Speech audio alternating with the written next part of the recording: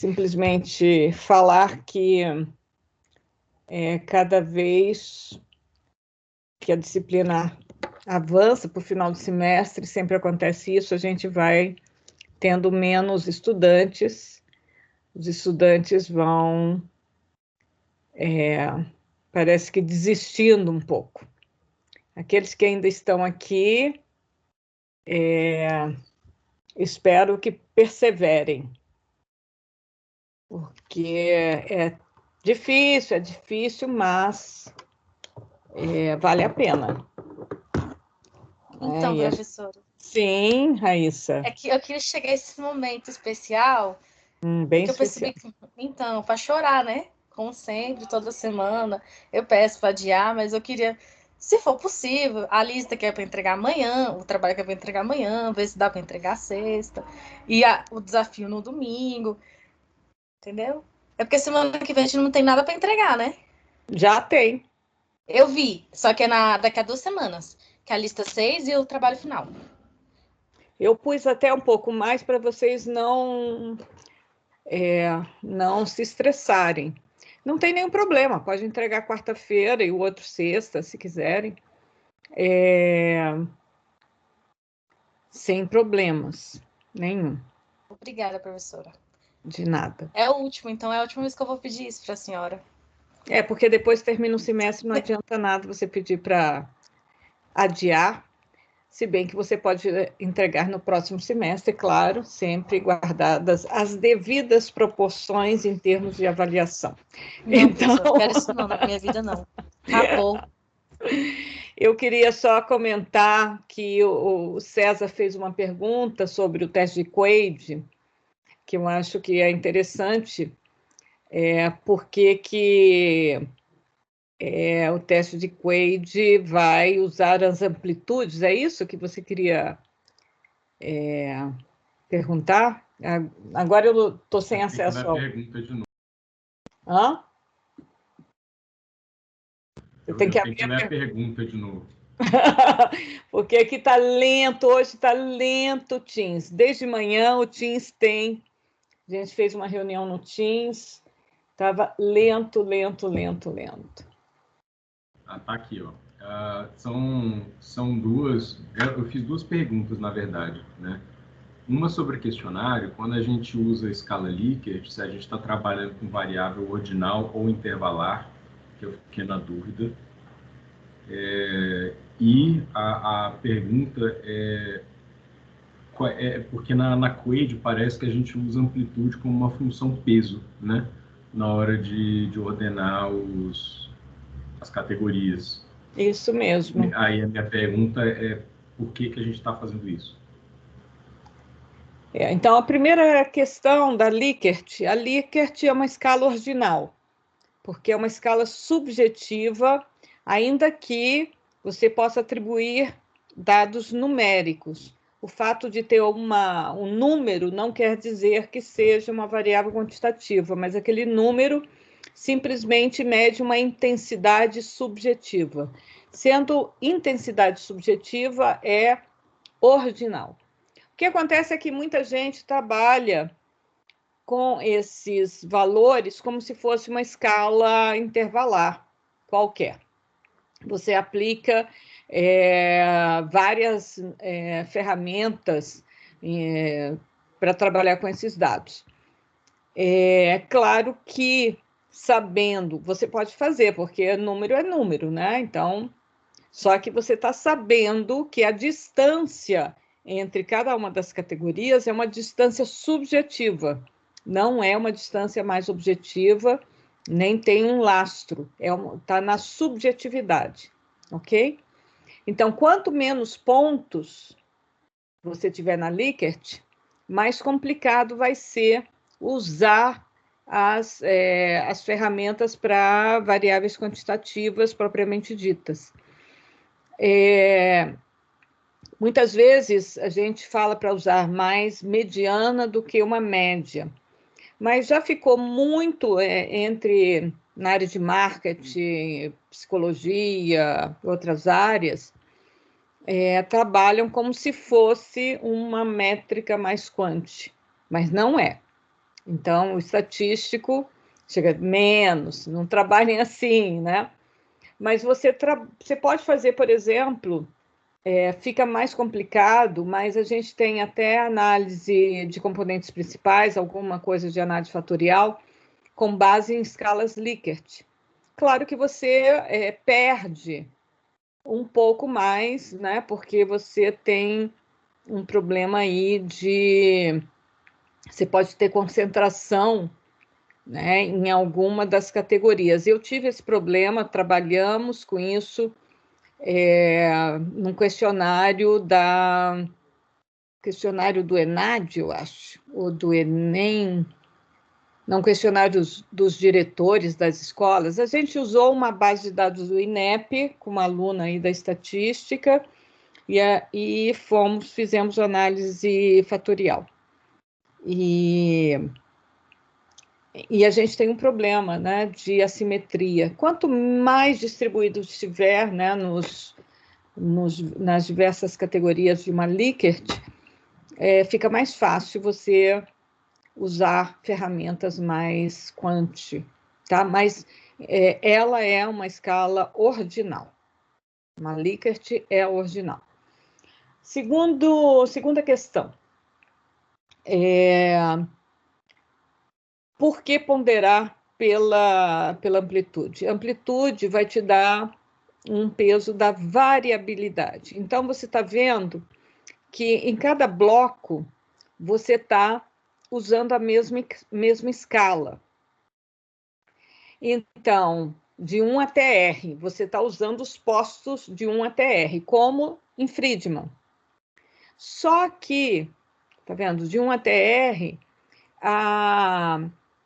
você tem aí que a gente fala, uma degradação da escala.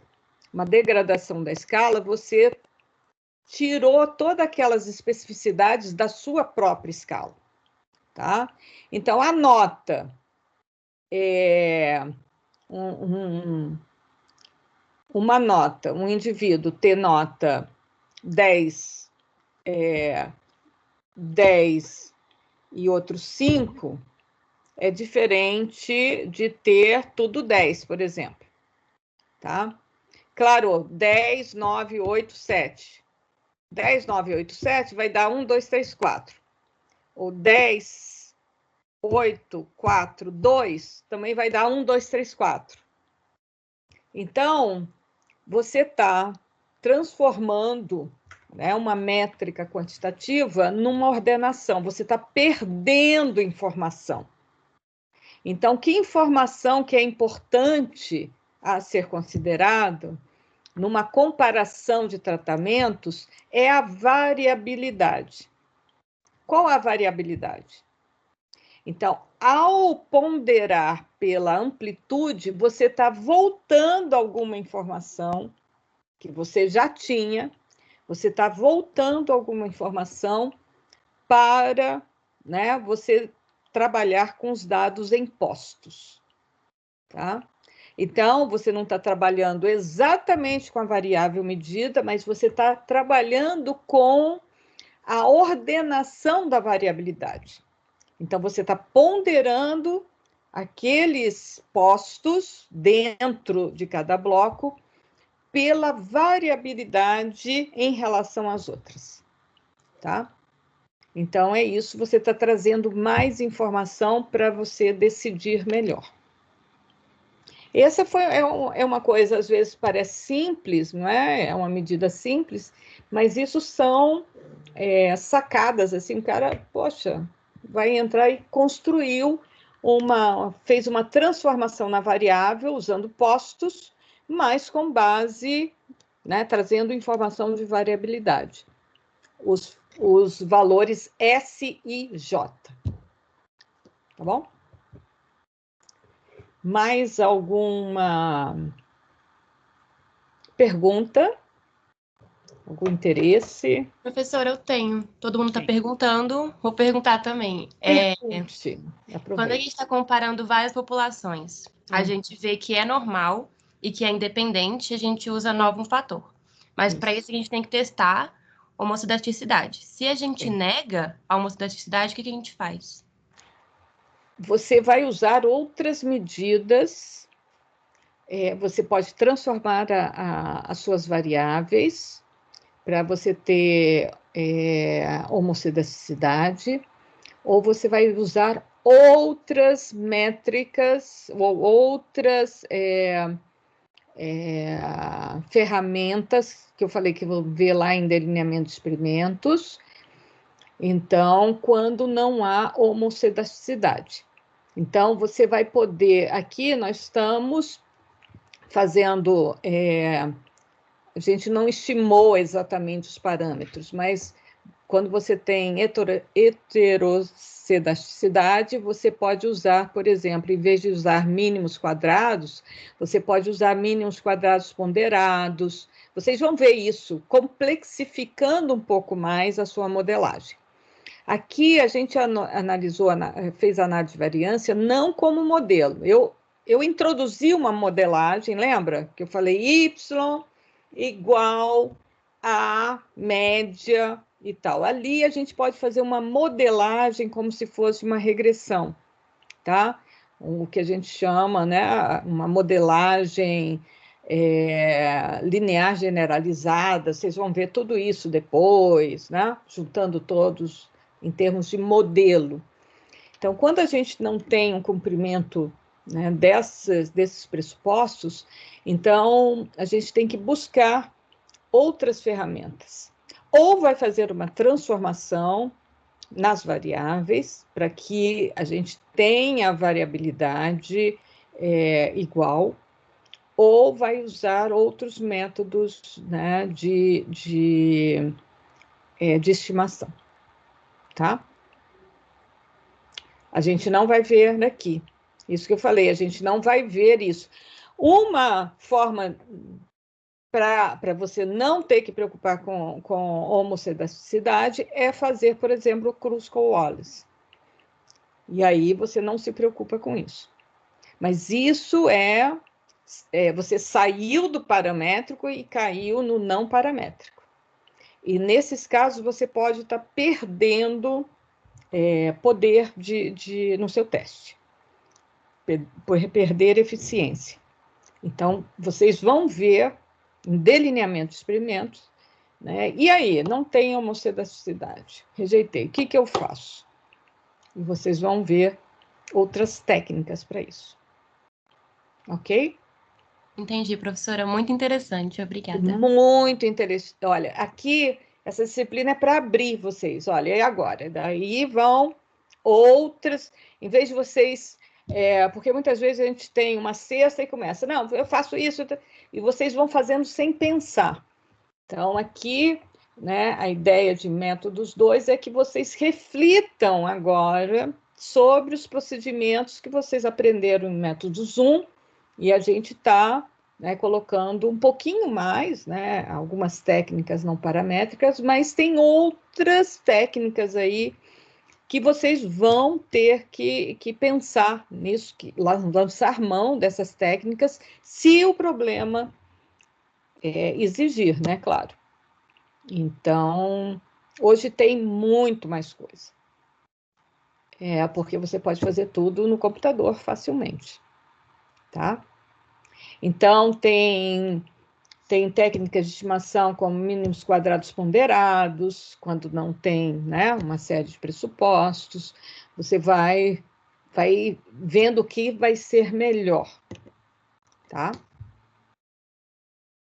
Mas é importante isso, né? Você ver normalidade, ver homocedaticidade, ver se são independentes, e etc, etc. Mais alguma pergunta? Não? Eita. Deixa eu ver aqui, cadê? Então, hoje, nós vamos começar... Eu vou pôr aqui a minha... Se eu conseguir. Está muito lento tudo hoje.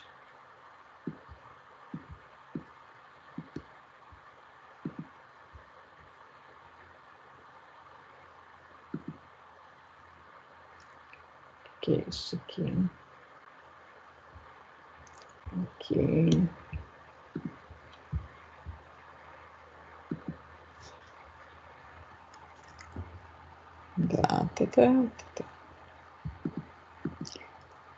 Então, hoje nós vamos começar a trabalhar com variáveis categóricas.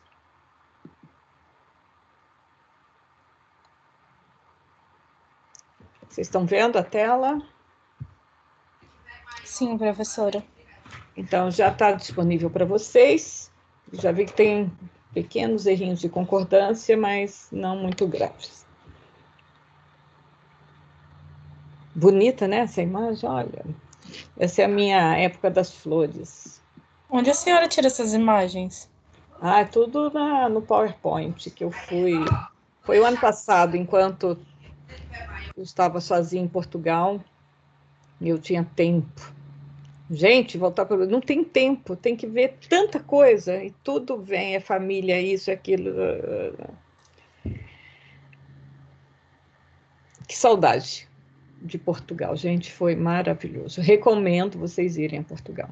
Vocês viram que foi inaugurada uma passarela, a maior do mundo? Um passadiço? Não, não vi não. Vocês não viram que foi inaugurado nesse fim de semana passado, quer dizer, semana passada, o maior do mundo para você caminhar. Lá você faz caminhadas maravilhosas no meio do campo, né? Da floresta. É lindo. É a região ali, é no norte. Tem coisas assim que você desce, sobe o rio, faz, né, as chamadas ecovias.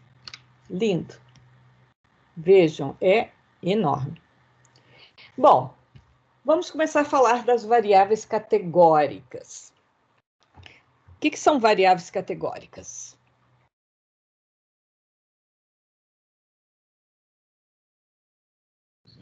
São variáveis que você separa em categorias, que elas são qualitativas, e aí você separa em categorias. Essa é uma aproximação, muito bem. O que mais?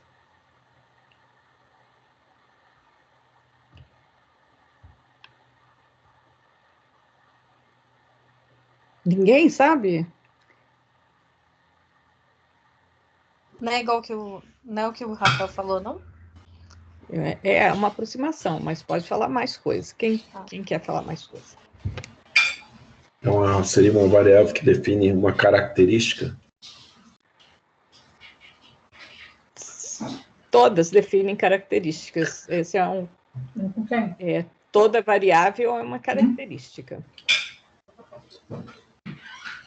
Você quer mais? Vamos, gente. Eu estou dando oportunidade para vocês falarem aí. Para sair. Já tomaram café hoje ou estão dormindo ainda? Ai, que delícia. Eu acho que eu vou dormir também aqui com vocês. Está todo mundo com sono, né, Rafael? O Rafael já está aqui. Professor, mas eu acho que não sei, eu não sei mais do que o Rafael. Fala de novo, Rafael. Estava todo mundo dormindo a hora que você falou. São variáveis que você divide em categorias e elas são quantitativas, não, são qualitativas. E aí você divide em categorias para facilitar para descrever. Ela tem... Tá todo mundo com preguiça hoje, até eu. Olha. Professora, ela tem um número finito de possibilidades? Sim. O que é? Fale de novo, João Roberto. Ela tem um número finito de possibilidades. Não necessariamente. Bom, eu vou falar aqui para vocês. Variáveis categóricas são variáveis que são apresentadas em categorias. Elas são variáveis qualitativas, nominais e ordinais, então elas já nascem categóricas. Podem ter infinitas categorias, mas elas já nascem categóricas, ok? Ou seja, categorias. Ou podem ser variáveis quantitativas, discretas ou contínuas, e principalmente as contínuas, né? As discretas também a gente já entende, né, que elas já são classificadas como, muitas vezes, variáveis categóricas nesse sentido, né? Que você identifica, né? São pontuais, né? As discretas são pontuais, então, muitas vezes, né? Elas são, assim, classificadas. E as quantitativas contínuas, elas são colocadas em intervalos de classe, são classes, você agrupa, tá? Então, claro que o João Robertson tem uma certa razão, porque eu vou trabalhar com técnicas para variáveis categóricas quando eu tenho um número, né, pequeno de categorias. Porque se eu tiver um número, e se for, por exemplo, variáveis quantitativas, eu tiver um número muito grande, eu posso até buscar um valor que represente aquelas categorias e trabalhar, né, como se fosse uma variável quantitativa. Mas o que caracteriza, né, uma variável categórica é que ela está sendo apresentada em categorias que elas são, né, totalmente, como é que eu digo, as categorias, elas são mutuamente excludentes. Então, uma categoria, né, ela tem uma identidade e ela não tem interseção com a outra categoria, tá certo? Então, elas são completamente definidas, essas categorias. Então, em atributos, né, muitas vezes estamos trabalhando com atributos, que é a variável qualitativa nominal. Então, a gente reconhece essas categorias, mas eu posso ter um número muito grande. A gente fala infinito, quer dizer muito grande de categorias. A questão do infinito é um conceito abstrato, né? Então, infinito mesmo, a gente vai usar lá na matemática e tal, ou na estatística matemática. Quando a gente está na realidade, a gente fala, né, num número muito, muito grande. E, às vezes, é muito difícil trabalhar com um número muito grande de categorias. Isso em qualquer técnica, né, de variáveis categóricas, você trabalhar com um número muito grande de categorias vai exigir um número muito grande de observações, tá certo? Hoje é mais fácil trabalhar com um número muito grande de categorias porque você tem uma capacidade computacional muito grande. Então, mas mesmo assim vai ficando muito complexo. Então, eu estou trabalhando agora com uma base de dados de municípios. Nós temos 5.570 municípios. Então, você trabalhar com todas essas categorias realmente é complicado, né? E você pensar em todos os municípios. Então, fica uma informação, às vezes, muito rarefeita, e aí, né, é mais complicado. Mas você pode ter um número muito grande de categorias, sim, tá? Só queria comentar isso. Alguma pergunta a mais? Não? Estão satisfeitos com essa definição? E o número de categorias vai influenciar, sim, na nossa análise, tá? Quando você tem as técnicas, né, usadas para trabalhar com variáveis categóricas, geralmente medidas baseadas no Q quadrado, a gente vai ter um problema com o número de categorias, certo? Então, é muito importante essa questão do número de categorias, sim. Então, quando eu tenho variáveis categóricas, temos algumas perguntas importantes que vão nos ajudar a escolher a técnica adequada. Em primeiro lugar, nós vamos continuar com a pergunta: as amostras são independentes? Então, da mesma forma que nós vimos para variáveis quantitativas, o delineamento vai ser importante. Nós podemos ter delineamento para amostras independentes, e temos também delineamentos quando as amostras são correlacionadas. Então, nós vamos ver esses dois casos aqui, e primeira coisa, eu preciso pensar, nesse delineamento, me resultou em amostras independentes, eu tenho independência, né, entre, como é que eu digo? Tenho independência na análise que eu vou fazer, né, os resultados que eu estou comparando, eles foram obtidos a partir de amostras independentes ou amostras correlacionadas. Outra pergunta importante: qual o número de categorias das variáveis em análise? Como eu já coloquei para vocês. Então, a gente vai ter toda uma gama de técnicas que vão ser específicas para categorias binárias, ou seja, eu tenho, né, duas categorias nas variáveis. Então, essa é a primeira, né? Foi assim que nascem as técnicas de análise de dados categóricos. E resolve muitos problemas, porque muitos dos nossos problemas podem ser resumidos em sim ou não, né? Como o byte, né? Então, você tem só 0 ou 1.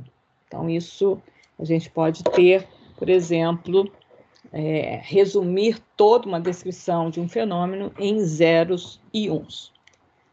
Outra pergunta importante é se as categorias têm relação de intensidade, ou seja, estamos numa escala nominal ou numa escala ordinal. Não vamos ter tempo, a gente não vai entrar muito nesse detalhamento de técnicas para variáveis categóricas expressas na escala ordinal. Nós vamos ficar mais na escala nominal mesmo, porque não temos tempo. Bom, então, aqui, mais uma vez, né, eu ponho uma introdução, só para vocês, né, assim, adentrarem na discussão e saberem do que a gente está falando e por que nós vamos trabalhar com variáveis categóricas. Então, em muitas ocasiões, a observação de um fenômeno é realizada com a métrica categórica. E por que eu escolho a métrica categórica? Porque algumas características de interesse já são originalmente expressas nessa métrica, sejam de atributos ou numa escala ordinal de uma intensidade subjetiva, como comentamos agora há pouco, a escala Likert, por exemplo. Ou seja, porque é de interesse captar em categorias uma variável quantitativa. Isso acontece muito, por exemplo, em renda. Como a renda é uma variável muito sensível e as pessoas não sabem exatamente, né, qual é a renda, e fica muito mais fácil, as pessoas se sentem mais à vontade de responder às categorias de renda. Renda é uma variável intrinsecamente, né, essencialmente quantitativa, mas ela, muitas vezes, nos questionários, são captadas em categorias. Horas de trabalho. Então, também, muitas vezes, a gente capta em categorias, para facilitar a captura da informação. Então, isso, dependendo da população-alvo, população de interesse da pesquisa, você tem que reduzir, né, fazer mais fácil o entendimento da questão e facilitar a resposta para o respondente. Pode também, após a coleta, ter interesse em categorizar variáveis quantitativas para uma análise mais adequada do fenômeno em pauta, ou porque a qualidade da informação assim exige. Então, a gente sabe, por exemplo, que em muitos locais ainda, isso no passado no Brasil também, as pessoas tinham muita dificuldade em informar idade. Então, a idade das pessoas, elas tinham um erro. Então, para você minimizar o erro de declaração de idade, você agrupava, fazia categorias. Isso pode acontecer também em várias outras questões. Então, a posteriori, você pode agrupar. Mas esse exemplo que eu dou é também interessante. Então, para analisar o impacto da Covid-19, a idade da pessoa infectada ou que veio a morrer pela doença é extremamente importante. No entanto, ainda que a coleta de dados sobre a idade seja, em termos de tempo de vida, a análise considera as categorias criança, jovem, adulto e idoso. Então, muito mais aqui é, né, um exemplo de como a comunicabilidade da informação pode ser aprimorada você usando categorias, ok? E na análise também. Eu acho, vocês viram alguns dashboards feitos na disciplina de laboratório, o semestre passado chamou-se tópicos. Então, muitas vezes na análise de dados, na apresentação de dados, vamos trabalhar com variáveis categóricas. E a gente pode, para a nossa análise, usar esses mesmos agrupamentos já das variáveis quantitativas, ou seja, elas foram colocadas em categorias. Então, no exemplo, né, da COVID, tem se falado muito sobre grupos de risco. Para identificar grupos de riscos, por exemplo, o objetivo da análise de dados é saber se a proporção de infectados ou de mortos se diferencia segundo grupos etários. Então, eu tenho as minhas categorias da variável que a gente está classificando os nossos elementos que estamos observando, e temos uma outra variável de interesse, que é uma variável categórica também. Por exemplo, COVID. Então, foi infectado? Sim ou não? Morreu por COVID? Sim ou não? Então, nesse caso da variável de interesse, é uma variável dicotômica. E eu estou relacionando com categorias de idade, que temos 4 categorias. Ou seja, eu estou relacionando, fazendo uma análise de associação entre 2 variáveis categóricas. Ok? Então, alguma pergunta até aqui? Você podia passar o seu café para o Rafael, César, por favor?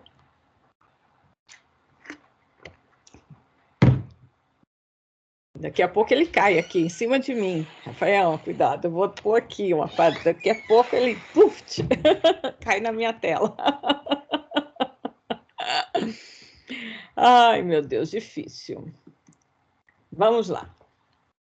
Então, são muitas as ferramentas para análise de dados categóricos. Muitas. Eu adoro trabalhar com dados categóricos porque ele foi dormir agora. Rafael, não durma. Eu trabalho muito com variáveis categóricas na minha área, né, mais na área social. Então, muitas das métricas, né, das coletas de dados são em análise de dados categóricos. E da década de 60 para cá, principalmente da década de 70, houve uma explosão, né, de técnicas de análise de dados categóricos, com, né, o avanço da informática e tudo. Então, a gente tem aí uma série de possibilidades de análise. Elas se diferenciam segundo o delineamento da coleta, então nós temos amostras independentes ou correlacionadas, segundo o tipo de estudo, se é transversal, longitudinal, retrospectivo, prospectivo. Então, aí, na área de epidemiologia, na área de saúde, né, você teve também um avanço enorme, né, nessas técnicas. Então, temos análise de corte, caso-controle. Vale a pena, se vocês ainda tiverem oportunidade ao longo do curso, de fazer alguma disciplina na área de saúde para aprender essas técnicas. Temos aqui também no nosso departamento, alguns professores que são mais voltados a essa área de bioestatística, tá? Tem muitas técnicas interessantes. Então, nós também, já disse que o número de categorias das variáveis envolvidas na análise vão também direcionar a tipos de técnicas, tipos de ferramentas. Então, aqui a gente vai ver algumas dessas técnicas para análise da associação de duas variáveis categóricas. Vejam, eu vou analisar apenas duas, mas em modelos multivariados, a gente pode pôr 3 ou mais variáveis.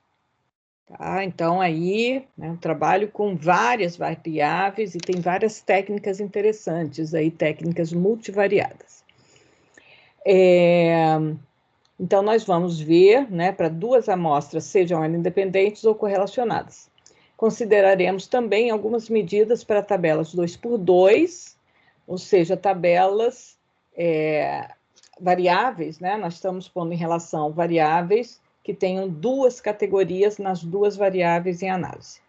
Então, as tabelas 2x2 são casos especiais, e a gente pode ter algumas métricas a partir de tabelas 2x2 que vocês vão ver em outras disciplinas, como risco relativo, odds ratio, que são medidas muito comentadas na literatura, né, quando você trabalha com variáveis categóricas. Mas não vamos ver aqui. Então, o primeiro passo de uma análise estatística sempre é uma análise descritiva. Então, é muito importante que vocês façam uma análise descritiva das suas variáveis categóricas. E nós já fizemos no primeiro trabalho de vocês, foi descrever e apresentar graficamente esses dados. E você pode fazer análise de associação entre duas variáveis categóricas e para ver se existe, né, uma relação entre elas. Então, essa análise, ela vai ser a partir de uma tabela, que a gente chama de tabela de contingência, quando a gente põe simultaneamente duas variáveis e suas categorias. E nós vamos ver as frequências conjuntas dessas duas, das categorias das duas variáveis, ok? Quando a gente põe as frequências conjuntas, é de interesse verificar os perfis de uma variável segundo as categorias da outra variável. O que são perfis? Perfis nada mais são do que frequências relativas. Então, esses perfis, eles podem ser apresentados graficamente, em gráficos de colunas, barras, setores, radar. Então, nós temos vários tipos de gráficos para ver esses perfis. Então, geralmente, numa tabela de contingência, nós temos as frequências conjuntas das categorias da variável x e da variável y. X com R categorias na linha e Y com S categorias na coluna. Então, F11, F12, ou seja, F e J representam as frequências conjuntas ou frequências observadas das realizações simultâneas de X e Y. Ok? Então, é a ocorrência da categoria I e da categoria J, categoria I da variável X e categoria J da variável Y simultaneamente. Viram que eu usei a preposição E. Então, E quer dizer interseção, quer dizer simultâneo. Ok?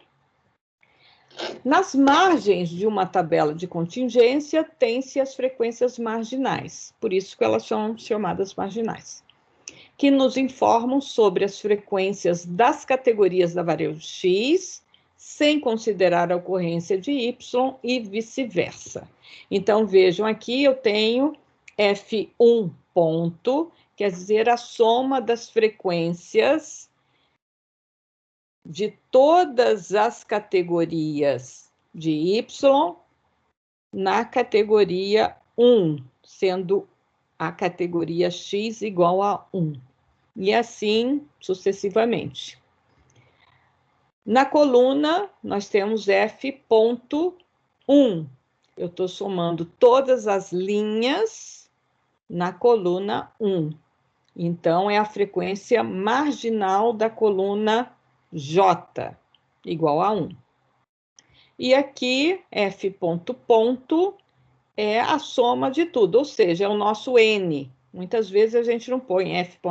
Põe N diretamente. Alguma pergunta sobre esta notação? Não?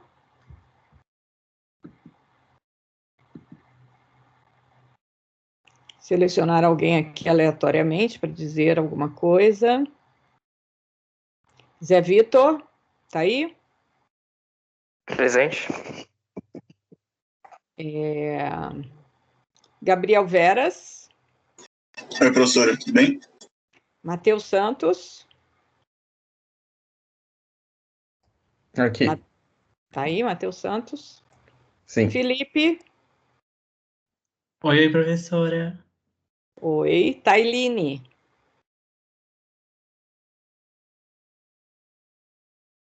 Tailine.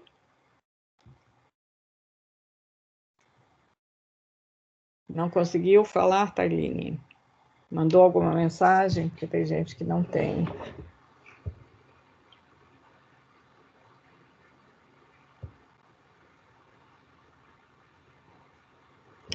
Ah, você fez um café e não me trouxe, Rafael. Olha, sempre nas minhas aulas presenciais, de 2 às 4, eu fazia uma pausa café e alguém ia buscar café para mim, porque realmente dar aula de 2 às 4 realmente é muito complicado. Eu vou pensar nisso, Matheus. Você está por aqui, que bom. Ah, ele está aqui, olha, não tinha visto. Bem-vindo, Matheus. Alguma pergunta sobre as nossas notações? Depois eu comento isso. Não, vou comentar logo. O Matheus colocou aqui no chat o seguinte: já vi alguns casos de pessoas querendo transformar dados categóricos em quantitativos, utilizando a mediana de um intervalo. Por exemplo, atribuindo o valor 3 para o intervalo 2 a 4. As perdas nesse processo são muito grandes, certo? Poderia comentar? Sim. Não, mas isso é claro. Quando você tem a nossa distribuição de frequência em intervalos de classe, quando você tem os, por exemplo, que eu comentei aqui, você capta, muitas vezes, renda de uma forma categórica. Então, porque é mais fácil, né, para o respondente informar em forma categórica do que uma forma totalmente aberta, né? E aí eu posso calcular a média? Sim, porque intrinsecamente você está trabalhando com uma variável quantitativa. Ela é uma variável quantitativa que foi colocada em categorias. E aí você vai pegar o ponto médio da categoria, como nós já fizemos, distribuição de classe. Se você não tem, né, quais são os pontos representativos, você vai pegar o ponto médio. Claro que você tem perda, porque você não sabe os detalhamentos. Mas é melhor, às vezes, na categoria que você tenha mais respostas, e mais respostas que sejam mais verdadeiras, do que você trabalhar com uma resposta ruim numa variável que vem sem ser perguntas abertas, não é? E aí você vem com erros, muitos erros. Eu já participei de uma pesquisa que a gente teve que jogar fora a variável renda, porque tinha tanto erro na resposta, a gente não sabia, por exemplo, se o cara tinha respondido era 1.200, se era 120 ou se era 12.000. Porque você não sabia onde que tinha um mais zero, ele tinha que responder ali e responder nos quadradinhos, né, que a gente punha. Então, era muito complicado. Então, isso não aconteceu uma, duas, três, aconteceu várias vezes. E, às vezes, isso acontece na PNAD, por exemplo, na Pesquisa Nacional por Amostra de Domicílios, que é uma pesquisa muito importante do IBGE. A gente sabe que a variável renda é muito ruim, é muito mal informada. E a gente faz políticas públicas, um montão de coisa com base nessa variável, mas a gente sabe que ela tem uma informação muito ruim. Então, às vezes é melhor trabalhar com categorias e depois a gente considerar ferramentas quantitativas para trabalhar com essa variável. Ferramentas para trabalhar média e tal. Mas, claro, que eu nunca vou poder trabalhar numa regressão, por exemplo, se ela fosse totalmente quantitativa. Tem gente que tenta, dependendo do número de categorias. Se você tiver um número maior que 10 de categorias, até você tenta fazer. Mas é melhor usar, por exemplo, eu usaria outra técnica para variáveis categóricas, que seria melhor. Ok? Então, depende muito entre o que você consegue captar do seu fenômeno, e aí vai determinar que técnica que você vai utilizar, certo? Nós podemos comentar isso em outros momentos também. Então, vamos construir os perfis. O que são os perfis? Eu estou usando aqui uma nomenclatura muito francesa, que eu gosto muito da abordagem francesa para análise de dados categóricos, principalmente dessa parte de exploração de dados. Então, eu trabalhei muito com um professor, agora ele já aposentado, da Universidade de Lille, na França, e então, aprendi muito com ele, com técnicas multivariadas, e eu gosto muito dessa abordagem quando ele fala de perfis, e que é a linha, quem trouxe várias técnicas exploratórias, que é o Banzecri, tem uma abordagem aí na França muito, muito interessante, que não é a abordagem americana. A americana é uma abordagem muito mais de modelagem, propriamente dito, do que de exploração de dados. Mas vamos ver aqui o que significam esses perfis. Os perfis nada mais são do que as frequências relativas nas linhas ou nas colunas, tá? Então, perfil linha. Perfil linha, eu vou calcular as frequências relativas sendo o total em relação ao total de cada linha, certo?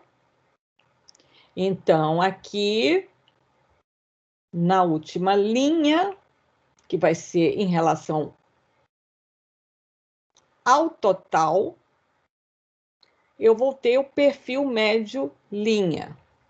Então, aqui na marginal,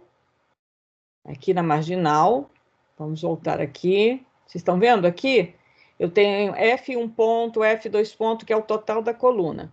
Se eu pegar F1 ponto e dividir por N, por F ponto, eu vou ter uma frequência relativa da coluna 1, tá certo? No total. Esse vai ser o meu perfil médio linha. Vai ser o perfil médio. Vocês estão vendo que aqui em cada linha eu tenho um perfil, das categorias da variável y para cada categoria da variável x. E aqui embaixo, na última linha, eu vou pegar a frequência marginal e dividir pelo total. Isso vai ser o meu perfil médio. Então, se eu tiver os perfis linha, eu vou comparar com o perfil médio linha. Se eles forem muito próximos, eu vou dizer que não tenho evidência de associação. Se eles forem muito diferentes, eu vou dizer que tem evidência de associação. Mas vamos ver isso daqui a pouco, ok?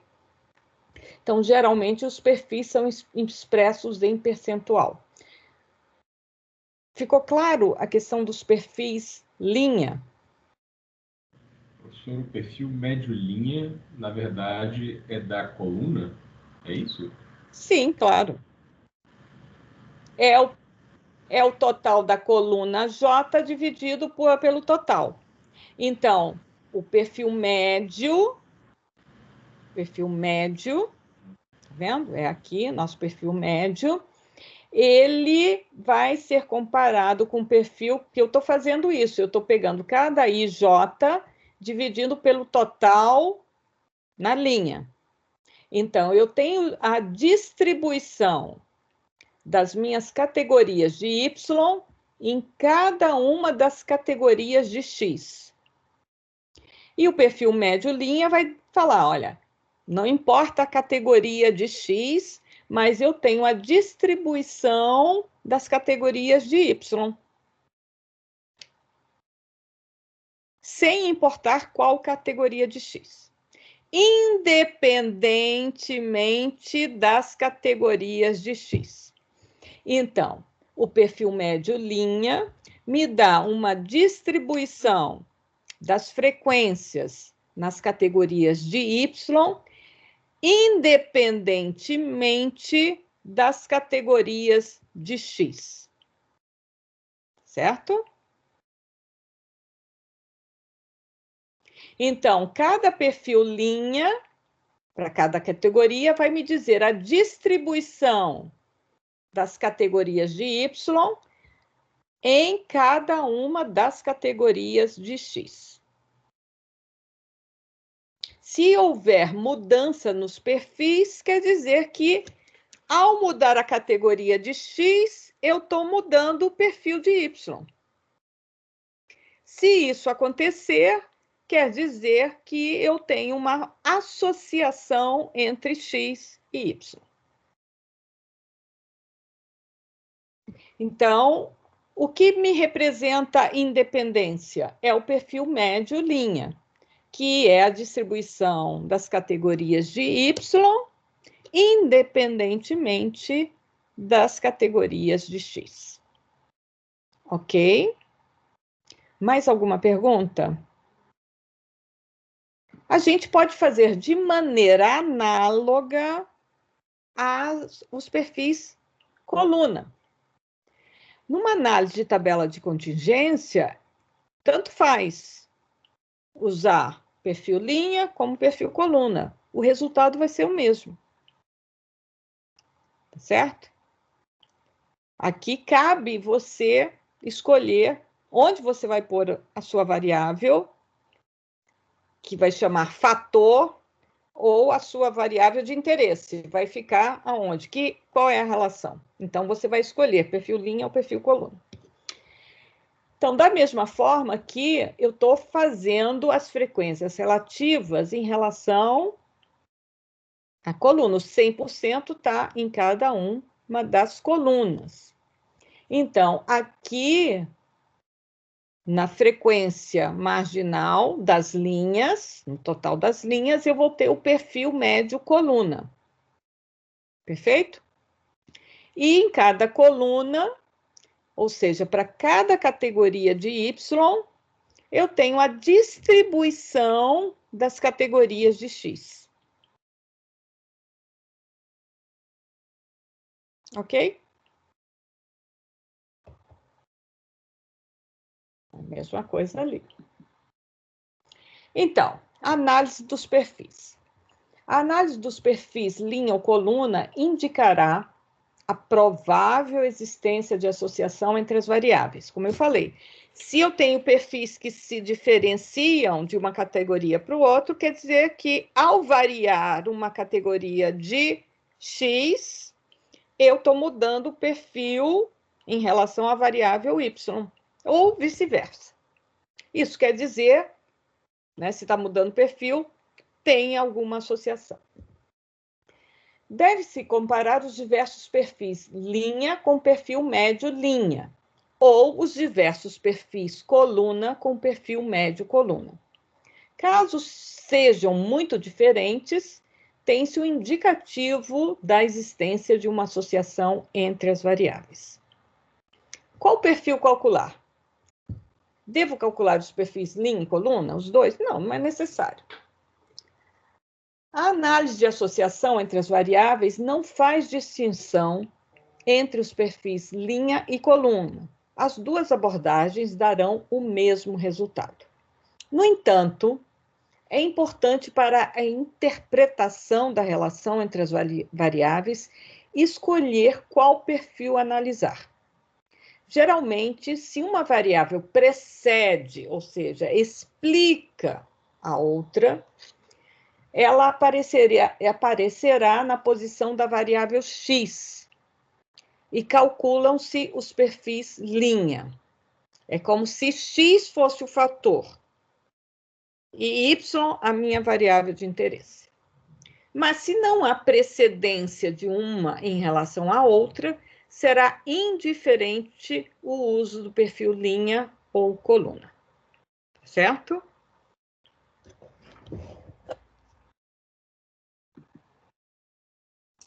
Então, a comparação de perfis observados com perfil médio. Vejam, os perfis em cada uma das categorias são os perfis observados. O perfil médio, ele traz como pressuposto o quê? Independência entre as variáveis. O perfil médio é o perfil independentemente das categorias da outra variável. Então, o perfil médio ou esperado, média é expectância, lembrem sempre disso. Então, o perfil médio esperado está no fundamento da estatística do Q quadrado, que já utilizamos para a adequação de modelos probabilísticos para a descrição de variáveis aleatórias, ou seja, o goodness of fit. Nós vimos lá o que era esperado, tá? Então, muitas das ferramentas que se baseiam na análise de tabelas de contingência tem como referência a estatística do Q quadrado proposta por Karl Pearson em 1900, que é considerado um dos pais da estatística, não é? Então, está aí a foto de Karl Pearson, que viveu entre 1857 a 1936, sujeito super alto. Ele, matemático e estatístico britânico, ele fundou o primeiro departamento universitário a se dedicar exclusivamente à pesquisa e ao ensino da estatística, na University College of London. Pearson, além de grande estatístico, foi um cientista interdisciplinar. Ele pesquisou em várias áreas do conhecimento. E naquela época, socialista e ateu, foi discípulo de Francis Galton e continuou seus estudos sobre correlação, regressão e também sobre eugenia. E essa coisa da eugenia foi que hoje está sendo aí muito objeto de revisão, né? Processo revisionista e tal. Bom, ele fundou a revista Biométrica. E seu filho Egon Pearson, também estatístico, tem muitas contribuições na teoria de testes de hipóteses. Então, Karl Pearson, ele era tão assim, imagino, estudante, meio revolucionário. Ele foi para a Alemanha estudar e mudou o nome dele para Karl. Não se fala muito, mas em homenagem certamente a Karl Marx, né? Então, que era com C, e ele mudou para cá. Então, tem muitas histórias aí que é muito interessante saber. Mas não dá tempo de falar muito. Acho que eu vou fundar um café sobre a história da estatística, vamos tomar café. Quando a gente puder tomar café, daqueles cafés bons e tal. Onde que toma vários tipos de café aqui, hein? Falar nisso. Você sabe onde? Mais próximo de você é o Cafeína, aqui no Noroeste. Não. Mas tem vários tipos de café, assim? Vários tipos de cafés bem gostosos. Ah, é mesmo? Eu nunca fui em vários tipos de café. Você sabe o lugar que mais tomam café e de mais... É assim, um café gourmet e tomam... Cada esquina tem um Starbucks, tem muita coisa e várias outras redes de café. Sabe onde que eu já vi mais café na minha vida? Vocês nem vão imaginar. Suécia é onde mais toma, né? Aonde? Suécia é onde mais se toma café. Tomam muito. Mas, assim, café gourmet mesmo, que tem... Eu não tinha essa impressão. Na Coreia do Sul. Foi onde eu tomei cafés mais deliciosos. E eles são, assim, fascinados pelo café. Muito interessante. Tomo mais café do que chá. Bom, então, vamos começar a ver algumas técnicas. Variáveis categóricas, né, que é o nosso tema. Então, a primeira pergunta: as amostras são independentes? Então, se as amostras são independentes, eu tenho aqui dois tipos. João, não é sudoeste, é noroeste, parece. Eu estou aqui falando do café, só estou vendo aqui coisas interessantes. Vocês podem me convidar também para tomar café. Adoro café. 10, 11. Aí eu vou lá. E falo para vocês depois. O estúdio é grau ou grão? Você conhece café, hein, César? Uau! Eu tenho um grupinho que vai para café uma vez por semana para trabalhar pela saúde mental. Isso é bom, hein? Muito bom. Muito bom. Então, vamos lá. Técnicas e estatísticas serão utilizadas. Vocês já viram os testes de homogeneidade e o teste de independência. Então, o teste de homogeneidade é o teste do Q² para comparar proporções, enquanto o teste de independência é o teste do Q² para verificar a associação entre variáveis. Vocês já viram os dois testes. Quem nunca viu os dois testes, sabem a diferença? Levante a mão quem nunca viu, não sabe a diferença, não sabe explicar direito. Levante a mão, por favor. Todos já sabem? Posso passar batido? Ninguém se manifestou? A Raíssa está sabendo da diferença? Professora, eu não sei se eu lembro a diferença. Então, vamos aqui passar rapidinho. Quem mais de menina está aí, além da Carolina? Aline. Aline, quase eu nunca falo com a Aline. Aline, você está por aí? Tô sim, professora. Você sabe a diferença? Eu não tenho certeza se eu lembro também. Tá, então vamos ver. Então, eu acho que o Bussab traz um pouco, mas é bom a gente aqui reforçar e lembrar. Então, um outro aspecto que se deve observar na escolha da ferramenta de análise é o delineamento amostral. Neste caso, o que é importante saber é se a priori, ou seja, antes, eu já sei que são independentes. As amostras são independentes. E a gente já sabe o que é um conceito de amostras independentes. Mas, isso é muito importante, para análise de tabelas de contingência, é importante também saber se, a priori, foram fixados os tamanhos de amostra das categorias de uma das variáveis.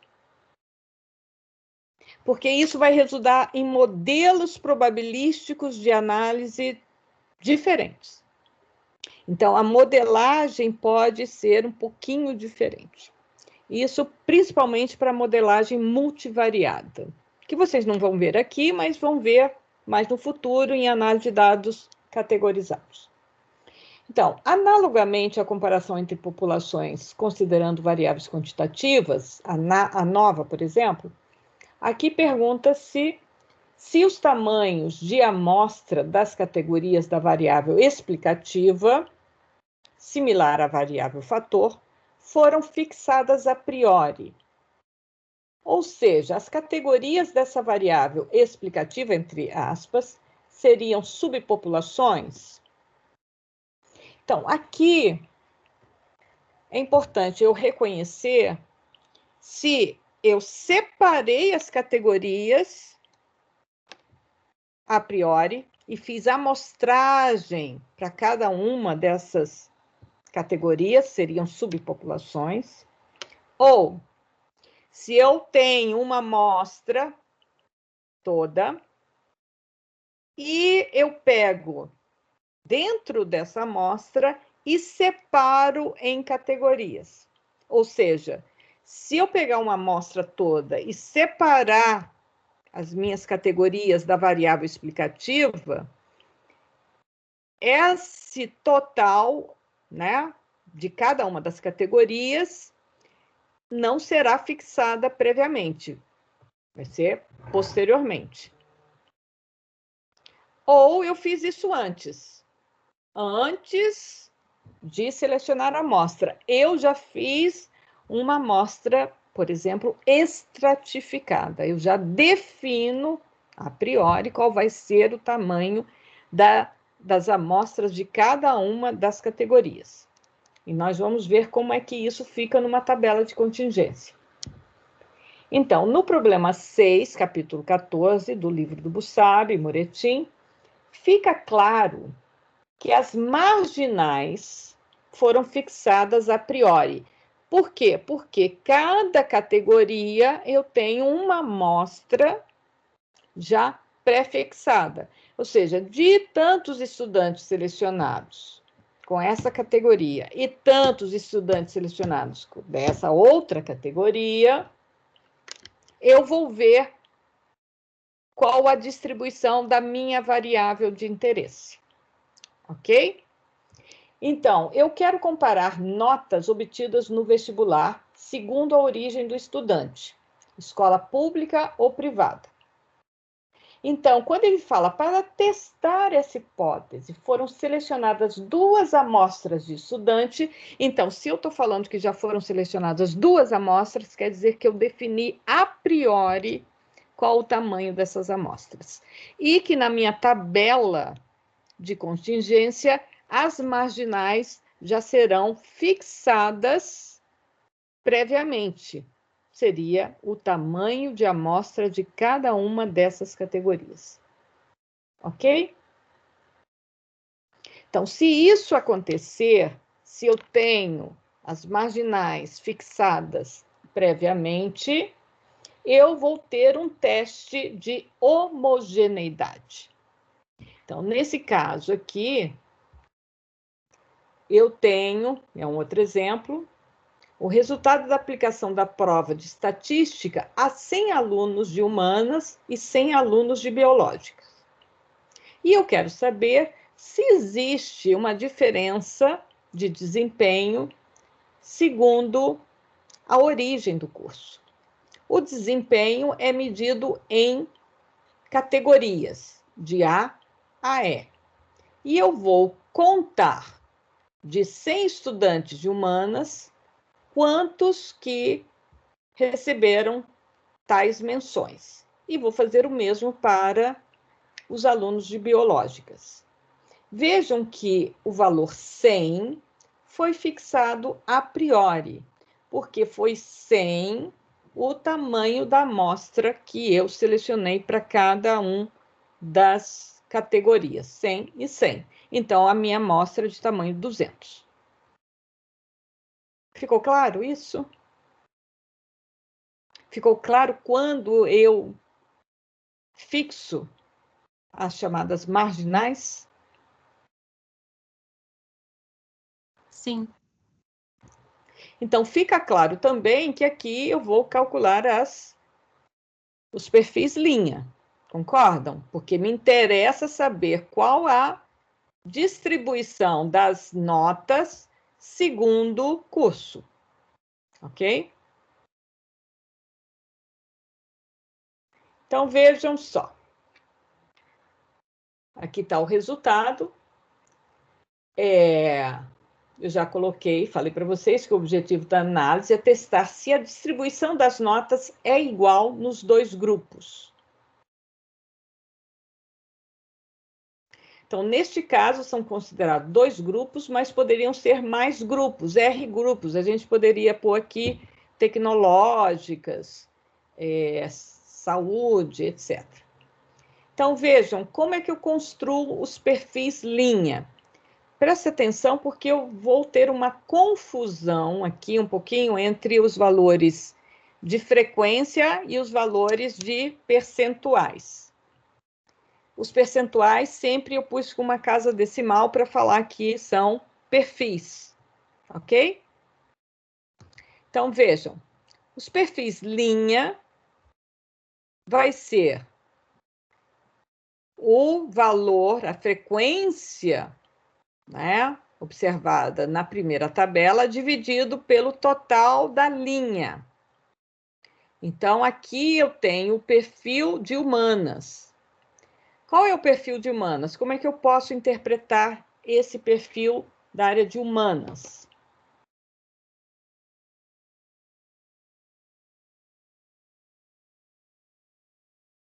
Quem interpreta, por favor? Que a maior parte das notas está entre B e D, algo do tipo. Uhum. E o perfil de biológicas?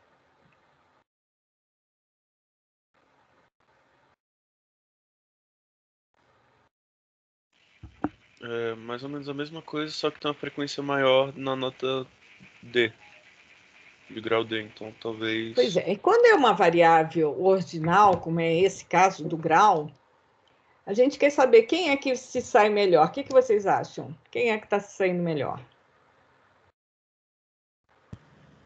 Parece que humanos está um pouco mais nos graus mais altos.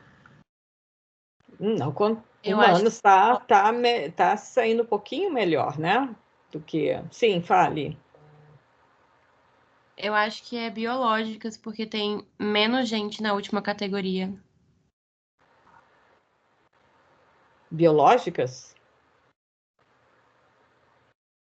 Ai, professora, eu tava vendo ao contrário, desculpa.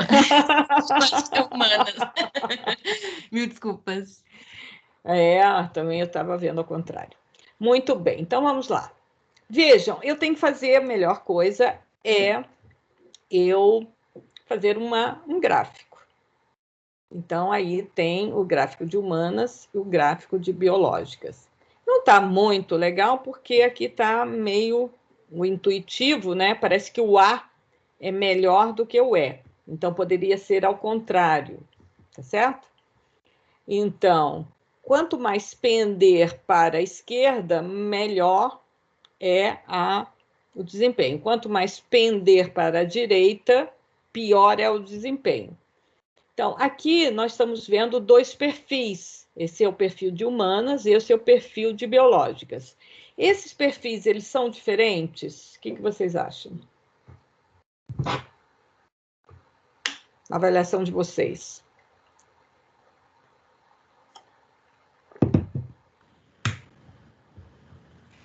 Sim ou não? Parece um pouco diferente porque o de biológicas tem uma simetria, né, de certa forma. O humanas é bem mais simétrico. Isso, é mais simétrico, e o outro está mais pesando ali para a direita, que é para graus menos favoráveis, vamos dizer assim.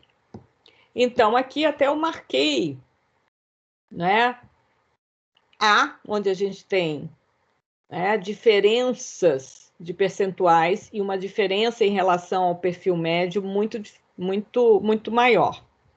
Então, o perfil médio dava 11,5%, enquanto que em humanas eu tenho 15% e biológicas 8%. No grau C, eu tenho 30%, 18%, e o perfil médio é 24%. E outro que é muito diferente é a categoria D. Aqui eu tenho 20%, 34%, e o perfil médio 25%. Vejam que nas categorias B e E, ele é mais próximo do perfil médio, né? Então, se eu tiver, quanto mais eu afastar do perfil médio, os dois perfis inteiros se afastarem do perfil médio, mais forte a associação. Quanto mais próximo os perfis do perfil médio, menor vai ser a associação. Se os perfis de cada categoria forem iguais ao perfil médio, eu vou falar que não existe associação, ou seja, que todas as proporções são iguais. Então, no teste de homogeneidade, vejam, o que vai se comparar é a igualdade das proporções. Igual nós fizemos para a média, aqui nós estamos trabalhando com proporções. Então, o que eu estou falando é que a proporção 1,1 é igual à proporção 2,1, que é igual a 3,1, que é igual a I1. E assim até R1. Ou seja, voltando aqui, eu tenho que, como hipótese, que essa proporção aqui é igual a esta, que esta é igual a esta, que esta é igual a esta, que esta é igual a esta, que esta é igual a essa. Ok? E como H1, ao menos uma das proporções é diferente. Então, ao menos uma das proporções ali vistas, ao menos uma dessas daqui é diferente. Ok? Entendido o teste de homogeneidade? Então, o teste de homogeneidade, como as marginais estão fixas, eu estou comparando proporções. Então, aqui eu tenho as proporções em relação a esse total observado da categoria humanas. Eu tenho um total observado da categoria biológica, eu estou vendo essa distribuição. Ok?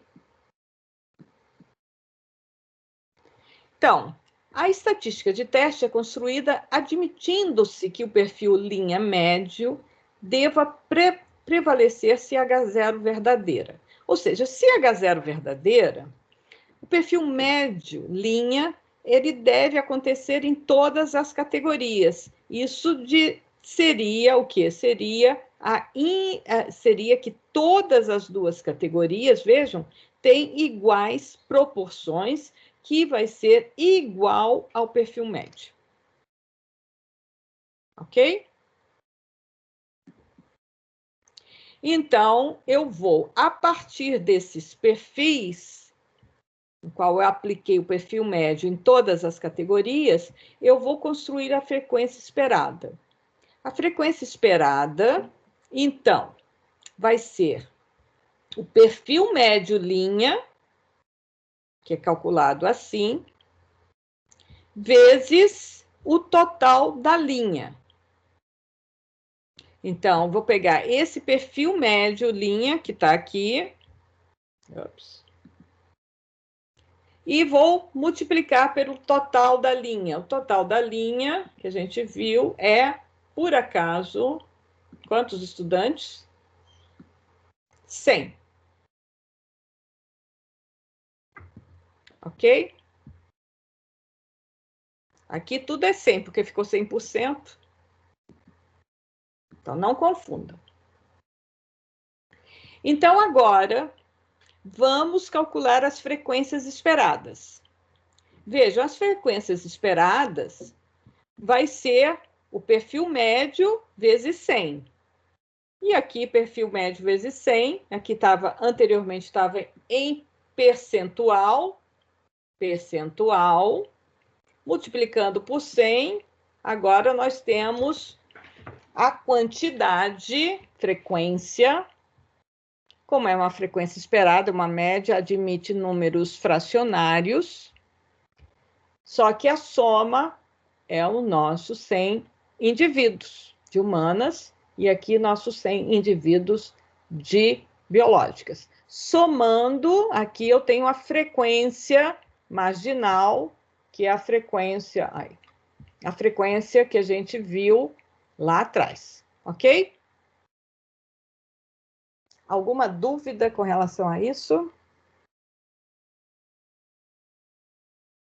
Não?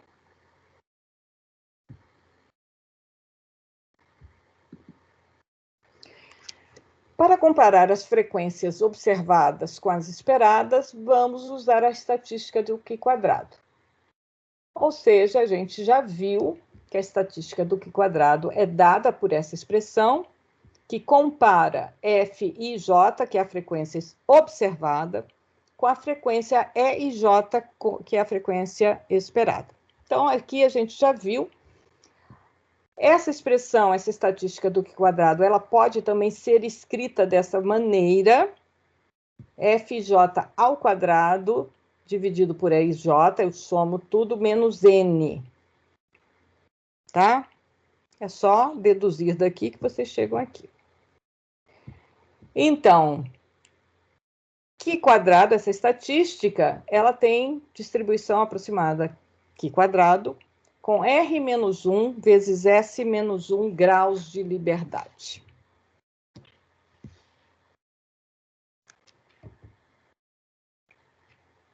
Professora, o N está dentro ou fora dessa soma? Fora. Professora, esse N é 200, no caso? Isso.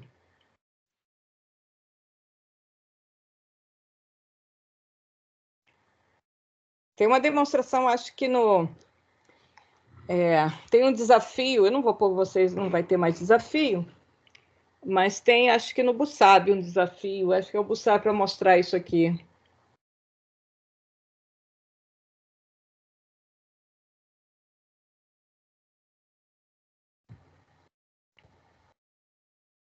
É bem interessante. É fácil demonstrar.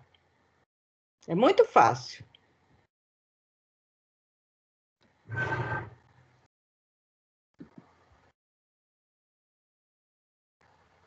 Só desenvolver isso daqui, tá? Produtos notáveis. Depois vocês veem que isso daqui é muito simples. Então, regra de decisão. O teste Q² a gente sabe que é unilateral, à direita. E vamos comparar estatística com a abscissa da distribuição do Q². E aqui temos R-1, S-1 graus de liberdade. Então, no caso do problema 14.2 do Bussab, voltamos aqui com as hipóteses. Vejam, π11 é igual a π21, π12 é igual a π22, π13 é igual a π23, e assim até π15 igual a π25. Todas as proporções são iguais, ou ao menos uma das proporções é diferente. Então, vamos calcular aqui. Então, fiz todos os cálculozinhos e a estatística do Q² me deu 9,09. Então, eu vou comparar com a minha abscissa do Q², que deu 9,4872. Como o Q² calculado é menor que o valor do Q² tabelado, não há evidência para rejeitar H0. Um p-valor deu ali no limite, 0,059. No limite para a rejeição. Eu ainda não tive evidências, mas tem uma sugestão de que as biológicas estão indo pior.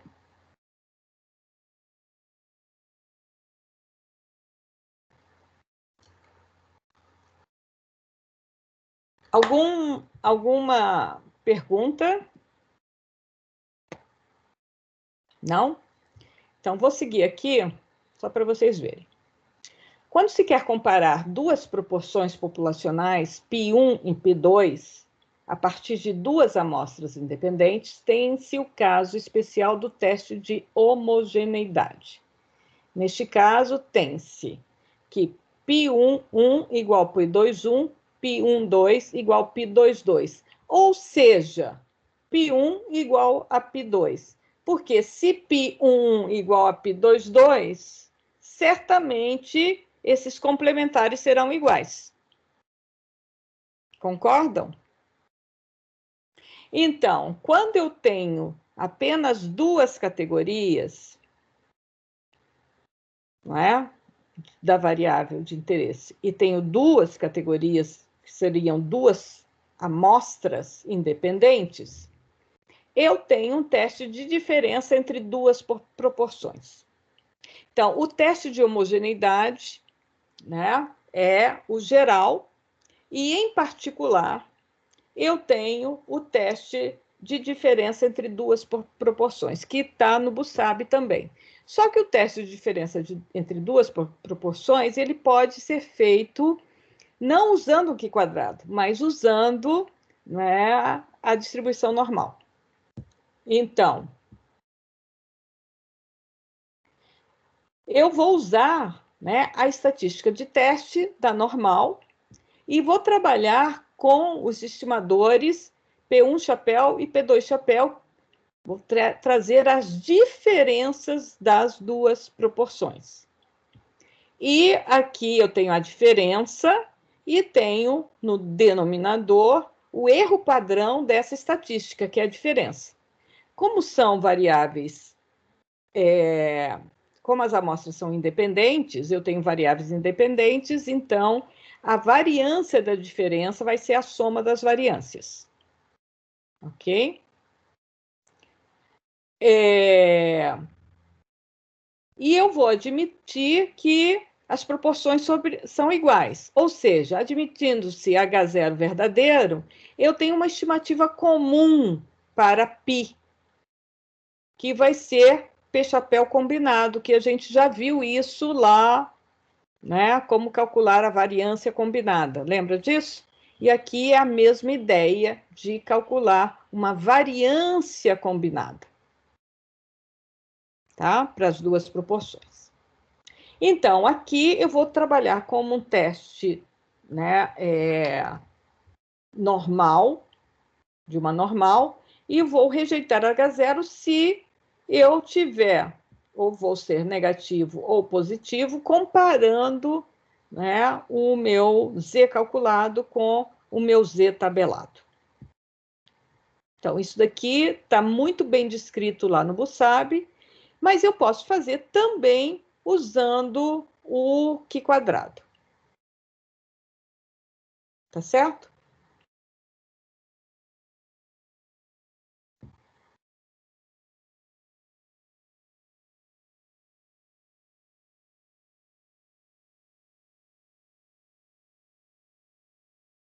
Então, lá no Bussab também dá uma expressão para o cálculo do intervalo de confiança para a diferença entre duas proporções. Vejam que aqui eu tenho, né, o intervalo de confiança vai ser dado pela estatística, que é a diferença entre as duas proporções, e aqui o erro padrão. Vejam que no caso do cálculo do intervalo de confiança, eu não fiz nenhuma hipótese sobre a igualdade dessas proporções. Portanto, eu estou usando como estimativa a estimativa de cada uma das variâncias, né, de cada uma dos P, aqui é P2, ó. Desculpe, hein? Aqui é P2, viu? P1 chapéu menos P2 chapéu. Nossa, eu tenho que rever tudo isso. Tem alguma dúvida sobre isso? Isso daqui é muito simples, assim, vocês já viram, a gente já passou isso, mas eu não queria deixar, porque isso tem uma parte lá no Bussab, que ele traz isso, e a gente não tinha comentado ainda. Professora? Sim, por favor.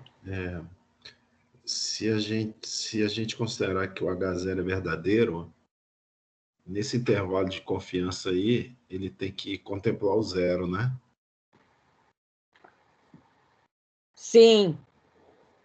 que as duas proporções seriam iguais. No intervalo de confiança, eu não estou falando de hipótese, veja. No intervalo de confiança, eu posso até fazer uma decisão com base no intervalo de confiança. Se esse intervalo de confiança ele contém o valor zero, então eu tenho uma evidência de que se o zero está contido, ou seja, que não há diferença entre as proporções.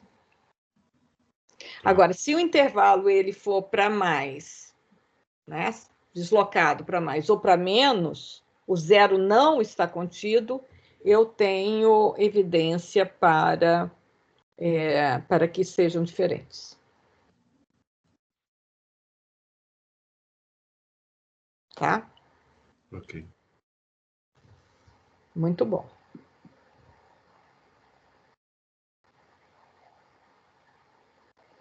Então, aqui a gente pode fazer um teste. É uma pesquisa eleitoral para o segundo turno das eleições municipais. O Instituto de Pesquisa levantou a intenção de voto entre 150 eleitores residentes no centro e 300 eleitores residentes na periferia. Vejam, quando eu ponho isso assim, eu já sei que eu tenho uma marginal fixa, porque eu já sei que são 150 eleitores do centro e 300 eleitores da periferia, a priori. O levantamento já foi realizado dessa maneira. Os resultados da pesquisa encontram-se na tabela abaixo. Então, eu tenho as marginais fixadas. O que eu não tenho é essa distribuição aqui no meio e nem quem vai votar para o candidato A e para o candidato B. Mas esses dois valores, essa marginal já foi pré-fixada. Você diria que existe diferença entre as intenções de voto no candidato A e B, segundo o local de residência do eleitor? O que é isso? Será que a proporção de voto, né, no candidato A do centro é a mesma proporção do candidato A na periferia? E, claro, complementarmente, quem não vota no candidato A vai votar no candidato B. Aqui não pode deixar branco nem nulo, tá? Tem que votar. Professora, só uma dúvida. Nesse caso, a variável explicativa seria o local de residência? Sim, eu quero ver que precede, né? Seria chamado variável fator. Então, um fator que vai falar em qual é a preferência eleitoral, é onde você mora. E é incrível como a gente pode prever resultado de uma eleição, sabendo, não é? Aí a região, quer dizer, você regionaliza, por isso que é muito importante você ter a questão da residência. Claro, nas eleições de fato tem a chamada residência eleitoral, etc., que é meio complicado, mas os dados do TSE é impressionante. Você tem, assim, uma variabilidade de preferência de candidatos, mesmo em candidatos de eleições majoritárias, que você pode ver. Um bairro vota quase todo num determinado candidato e outro bairro vota em outro candidato. Eu pus centro e periferia pensando muito no Distrito Federal. O centro vota em alguns candidatos e a periferia vota em outros candidatos. Muitas vezes acontece isso. Então, muito bem. Então, aqui eu posso fazer, vejam, eu posso fazer usando também o teste de homogeneidade, como também posso fazer o teste usando a comparação de duas proporções. Ok? E está o resultado, e rejeita CH0, tem diferença sim. Porque o teste é bilateral. E aqui eu não complementei, mas eu posso fazer por esse teste Se vocês quiserem, façam em casa, por favor, e vejam se você vai rejeitar.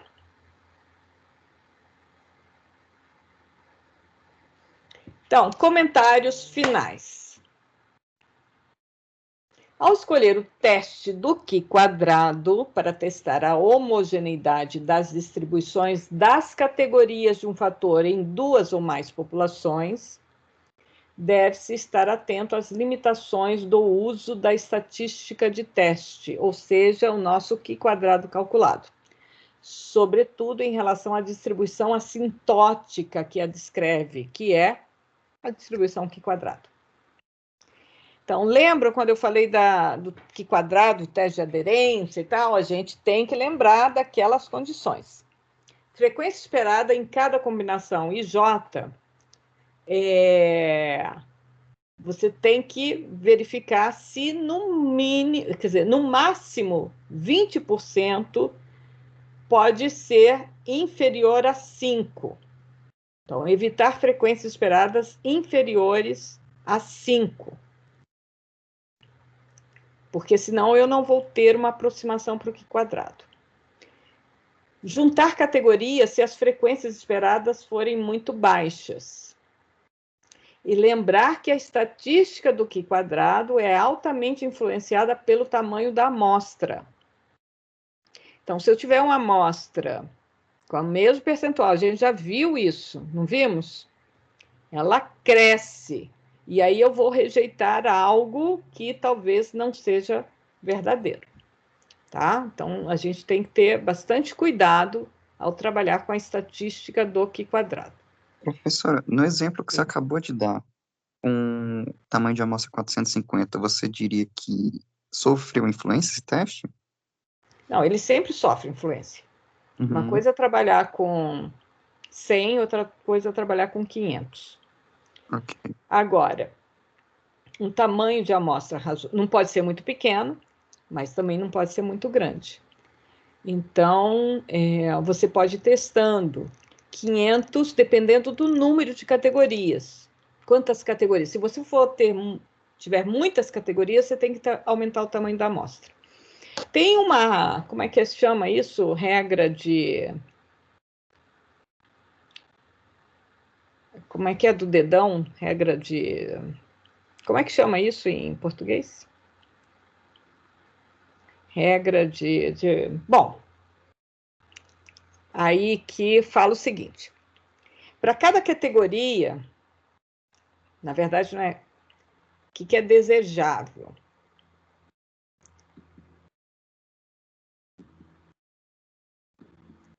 Para cada casela dessas aqui, para cada casela, quer dizer, a interseção, você deve ter pelo menos 20 observações. Tá? É uma regrinha assim. E se você for cruzando, porque muitas vezes você vai fazendo isso de maneira multidimensional. Você pode pôr uma outra dimensão aqui, fazer essa mesma tabela centro-periferia, segundo, por exemplo, sexo do eleitor. Então, você teria uma outra, né? Teria aí um cubo, né? Já põe ali. Então, você vai aumentando conforme for o número de categorias a serem cruzadas, você vai aumentando o tamanho da amostra. Tá?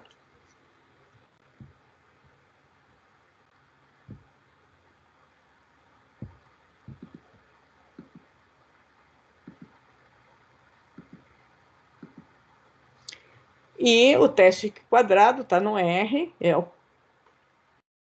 Q², né? Q².teste. E aqui você põe as duas categorias, duas variáveis categóricas. Muito simples.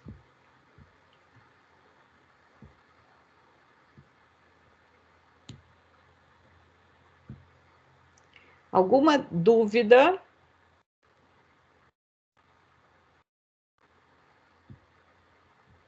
Sim, nada.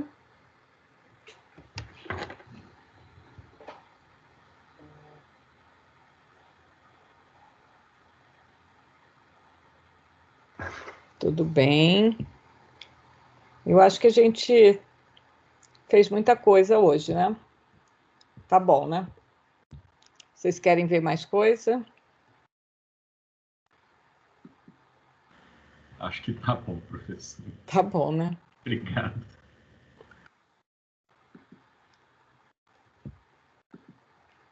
Café fica para outro dia, né? Bom, a gente vai ver na próxima aula o teste de independência.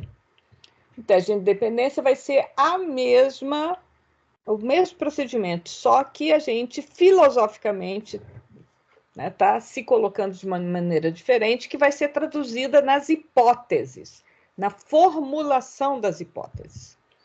Então, não é só filosoficamente, é que praticamente eu fiz um delineamento diferente, tá? Então, eu tenho que traduzir isso em termos de hipótese e do que está por trás em termos de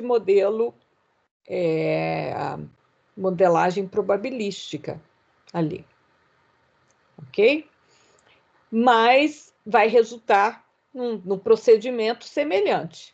Nós vamos cair na estatística do Q quadrado, como é que calcula isso, frequência esperada, e vamos cair no mesmo teste. Só que estatístico,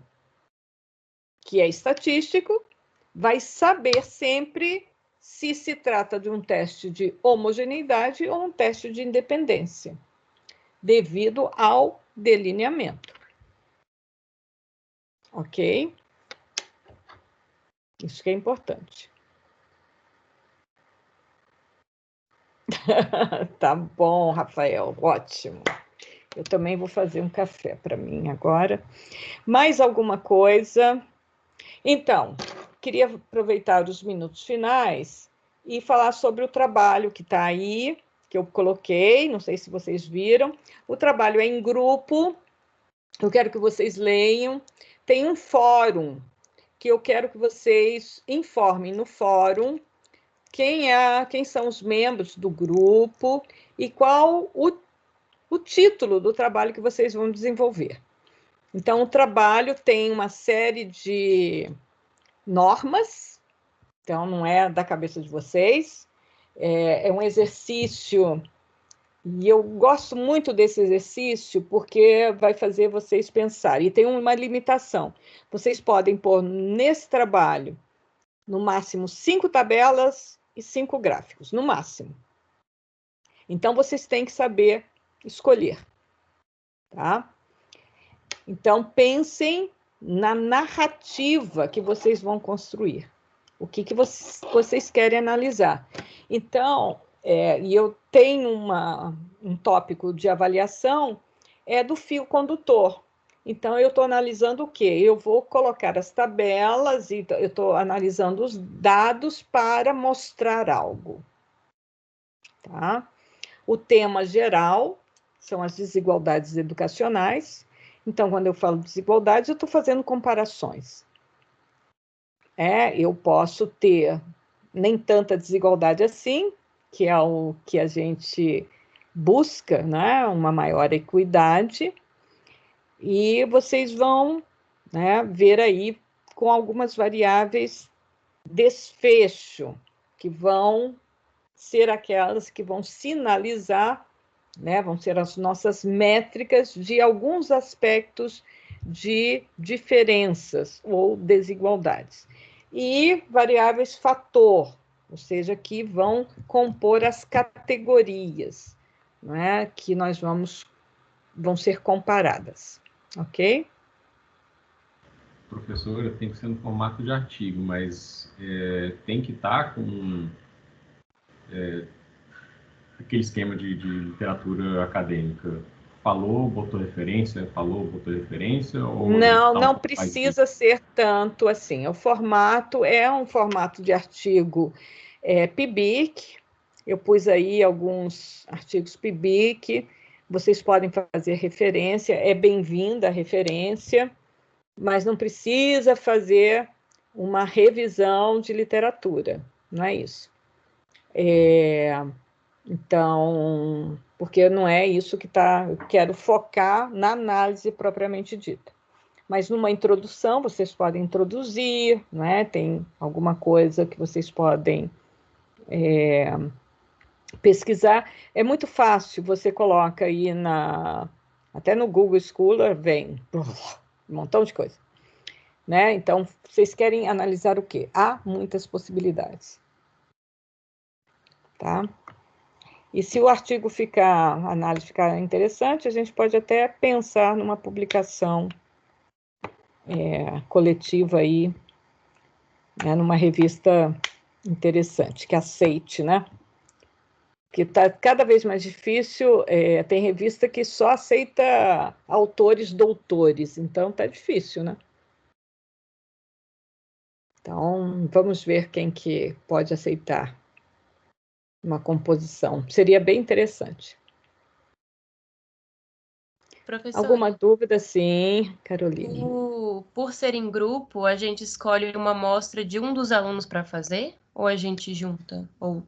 Vocês que vão decidir. Vocês podem escolher uma amostra, vocês podem escolher juntar tudo e tirar uma outra amostra de tamanho 1000, por exemplo. Aí vocês definem.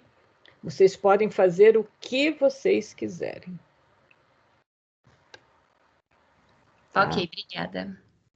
Então, o importante é que vocês definam isso na metodologia, que vocês têm uma amostra de tamanho tal, parará, tá? Então, não é necessário ser ou a amostra de ou a amostra... Algumas análises vocês já fizeram, né? Já foram propostas aí para vocês fazerem. Outras análises vocês vão inventar, mas vocês já sabem mais ou menos como fazer.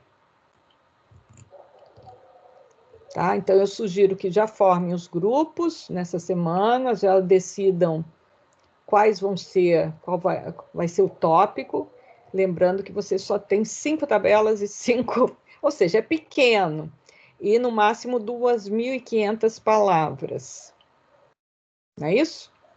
Ou seja, não tem espaço para uma revisão bibliográfica. E é em português, viu? Porque, então, pelo menos isso já facilita. Não, que eu tenho que mandar agora, hoje, uma proposta em inglês. Eu estou aqui com minhas colegas, passei o fim de semana escrevendo. É muita coisa.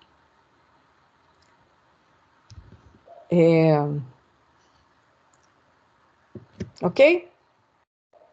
Perguntas? Todos esclarecidos? Então, vou parar aqui a gravação. Raíssa, está esclarecida?